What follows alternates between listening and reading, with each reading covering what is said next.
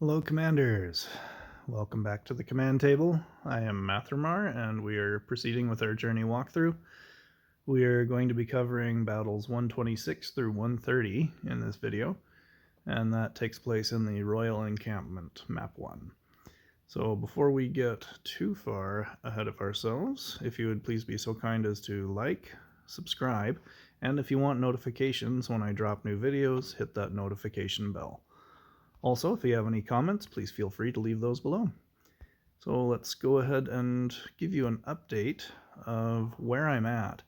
I am rank 11, and just so everybody's aware, this is 1 hour away from the midpoint of this season. So this was the release season of Journey, and I created this profile just a few hours after that season started. So it's been less than a week. We're about to hit that week marker, and I'm at rank 11. So that's just to give you an idea of where I'm at. Some people will take longer to get to 11, and some people will get to rank 16 at this point. It's just a matter of how much time and effort you focus on the PvP aspect of the game. But that's just to kind of show you where I'm at, so you know what I'm working with, and just so you can kind of have an idea that it does take some time, and that's okay. You don't have to get through the journey in a day. Lots of people that are rank 16 did it just because they've got powerful units. I know I could certainly do that on my main profile. But that's just to kind of give you an idea of where I'm at and what I'm working with at this stage of the game. So we've changed the format a little bit. We're now pre-recording just because my awesomeness ran out and I can no longer one-shot every single level with ease. So for your sake, not having to fumble through some of these, and it's just the occasional level. A lot of these are fairly easy to complete, but we're going to save you some of the fumbling through. So here we go. 126, we're going to be covering all the way through 130. On this one, what we did is we noticed the Stormcaller, the Crystal Spire, which were the two primary threats. The Valkyrie is also a target of interest. My thinking was that it was going to tag onto these Thorn Guards because they're actually closer, but I think it ultimately tags on to the Stormcaller. So my thought was that I would use these assassins to resolve the Stormcaller, and that everything else would slowly grind through these entangling roots while my ranged units nuked them down. So that's the theory behind what I was trying to accomplish. I have the Barrier Monk just in case that Stormcaller got close, and then the ranged obviously to take out the Crystal Spire. If the assassins didn't, but they should. So here is how it goes down. And again, I thought the Valkyrie was going to go on the Thorn Guards, and my assassins failed to take out the Stormcaller either way. But having that Barrier Monk was an excellent contingency plan, and we're able to knock it out.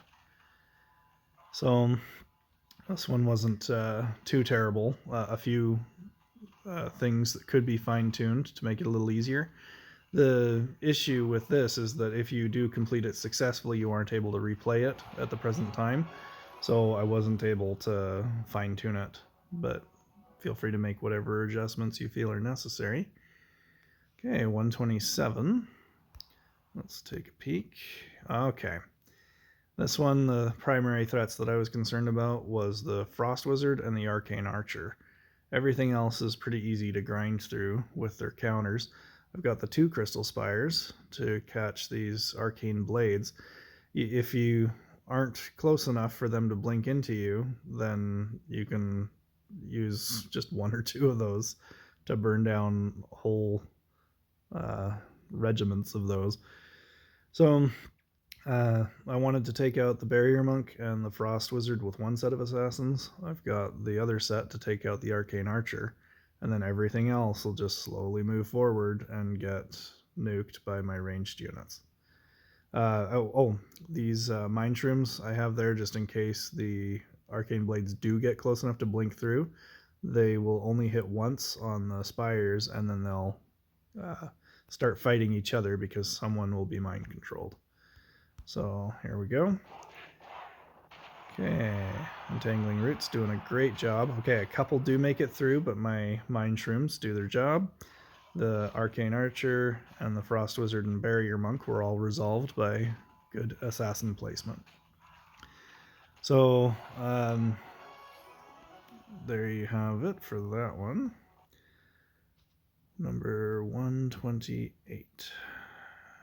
Alright, okay, this is where we got to switch things up just a little. The Mind Corruptors are some of the biggest threats, as well as that Stormcaller. So a lot of mythic units. And we do have those Crystal Spires in the back, which can be a real nuisance. But my thought here was that I would put the Assassins on the top and bottom, and that they would start at the Mind Corruptors, work their way around to the Arcane Archer, and then run forward to the Stormcaller. So that's what I was hoping to do, because that would bypass all of the Mind Shrooms by not going anywhere near them. The pathing would just kind of take them right through the middle and then this way. Everything else, again, will go right through the Entangling Roots and get nuked by the ranged units that I have there. So that is the plan, and everything should go according to plan. So there goes the Mind Corruptors, there goes the Crystal Spires, and all the way through the Arcane Archer and the Stormcaller. Alright, next we are at 129. Okay, this one is just always a delight when you see those two Untamed Beasts right up front, because you know you're about to get a 1-for-6 transaction. So level 5 bomb against level 5 Untamed Beasts. I'm fairly confident, if I remember correctly, my level 5 bomb does take out a level 6 in the future. So your level 5 bombs will last you for a while. Thorn Guards aren't really an issue. They just walk so slow, and if you don't run a bunch of melee units into them, you don't have to worry. Also, you don't have to run over any of the Mind Shrooms if you just use ranged units. So we're going to use both of our Assassins to take out the Arcane Archer and the Frost Wizard. So that's going to be a 4-for-3 transaction, but that's not going to matter because all that's left is this. And you could take those out with 1 Crystal Spire and a Entangling Roots. So it's more about resolving the specific threats and then cleaning everything else up. So here's our Untamed Beasts. Those are going to hit that. Assassins take out those, and then the ranged will take care of that. And I understand that these are belabored explanations. I'm probably going more into depth than some of you would care for, but you have the ability to fast forward if you really need to. I just feel like it helps to explain some things so that those of you who are new to the game can learn about the mechanics of how these units work and how to utilize them properly, because you can use all these tactics for skirmish. In fact, you may want to go do that. I do have in my guides and tutorials playlist a whole thing about skirmish, and I'm using a lot of those same units here, the ones that I recommend for that. So, okay, my 2 sets of Assassins, I've put 1 on this tree, and I put 1 on the Devourer itself. The bomb is going to take out the Phoenix, and I realize that the Phoenix does come back, but the more important thing is resolving it long enough to clear everything else out. Even if it does blow up all my melee units, it would walk towards these Crystal Spires and get nuked on its second time around. The other issue is with these crows. Well, that's the technical name, even though they are bats. That's just the skin. But the crows are going to come over here, and since I've put a ton of bodies between the Warhounds and the Shield Bearers, there's less likelihood that they'll be hitting the Crystal Spires.